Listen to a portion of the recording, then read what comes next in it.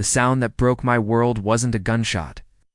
It was the quiet click of our bedroom door, a sound I'd heard 1,000 times. But this time, I was on the wrong side of it, standing in the hallway of the home I'd built, listening to the muffled laughter that wasn't meant for me. It was 2:15 p.m. on a Tuesday, and I was supposed to be in a client meeting across town in downtown Chicago. Instead, I was staring at the faint light glowing from under the door, the polished oak seeming to mock me. My heart hammered against my ribs, a frantic drumbeat of betrayal. I had come home to surprise her, to take her to that little Italian place on Rush Street she loved.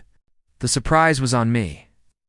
Every breath felt like swallowing shards of glass, and in that moment, I knew nothing would ever be the same again. If you genuinely enjoy our stories, please subscribe to the channel. Tell us where you're from and what time it is right now. It's always fascinating to know how far our story flows. For weeks, something had been off. It started subtly. Sarah, my wife of 8 years, began guarding her phone like it was a state secret. Late-night texts were explained away as work emergencies from her marketing firm. "It's just Mark from the creative team," she'd say, her voice a little too bright. "He's a night owl." The receipts told a different story. A dinner for two at a pricey spot in the West Loop when she was supposedly at a yoga retreat. A hotel bar tab from the peninsula on a night she claimed she was working late at the office on Wacker Drive. Each discovery was a small cut, bleeding me out slowly. She became cold, distant. My attempts at affection were met with sighs and excuses. She'd look at me, her eyes flat and empty, and I felt like a stranger in my own marriage. The woman I loved was replaced by a manipulative, arrogant imposter who made me feel small, pathetic. The villains, Sarah and her work friend Mark, felt untouchable, wrapped in a bubble of their own deceit. The breaking point came in our kitchen. I tried to talk to her, to bridge the chasm that had opened between us. "Sarah, are we okay?" I asked, my voice trembling. She didn't even look up from her laptop. "I'm busy, John. Can this wait?" Her dismissal was so casual, so complete, it shattered me. I walked out of the house and drove aimlessly for hours. The Chicago skyline a blur of indifferent lights.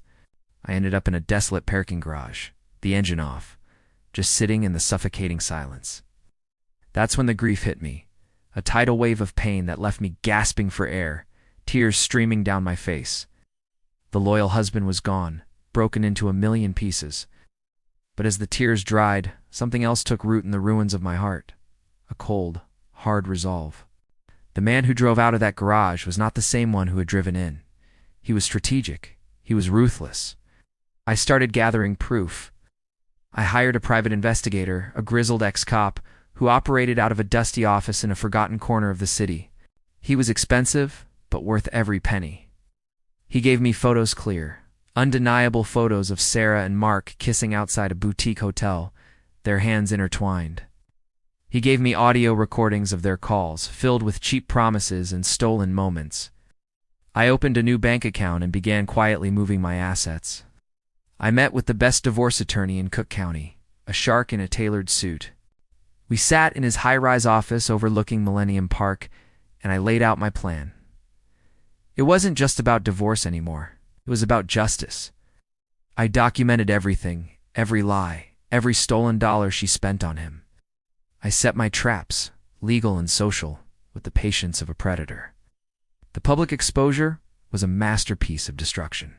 Sarah's parents were celebrating their 40th anniversary with a huge party at a lavish banquet hall. Her entire family, all her friends, her work colleagues, everyone was there. During the toast, I stepped up to the microphone. I started by talking about love, family, and loyalty, my voice steady. Ow. Then, I looked directly at Sarah. "But sometimes," I said, the room falling silent, "things aren't what they seem." On the large projector screens behind me, a slideshow began, not of her parents, but of the photos. Sarah and Mark, locked in an embrace. Sarah and Mark, checking into a hotel.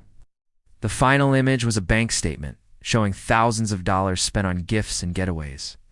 A collective gasp swept through the room. Sarah's face went white with shock, then crimson with shame. Her father, a proud, old-fashioned man, just stared, his face a mask of disbelief and horror. Mark, who was also there as her colleague, tried to slip out unnoticed, but it was too late. The damage was done. The aftermath was brutal.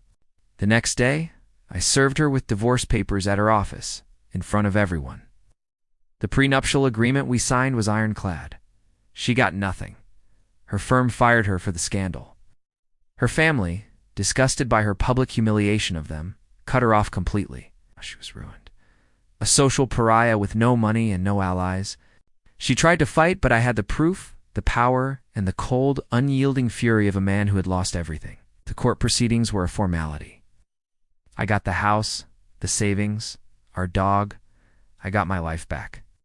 I sold the house on the north side. I couldn't stand the ghosts. No. I live in a quiet apartment downtown with a view of the lake. Sometimes, late at night, I see her name pop up on social media. A ghost from another life. Her posts a desperate attempt to reclaim a life she torched with her own hands. I never feel anger anymore, or sadness. I just feel quiet. The silence in my apartment is vast and clean, and it belongs only to me. The end.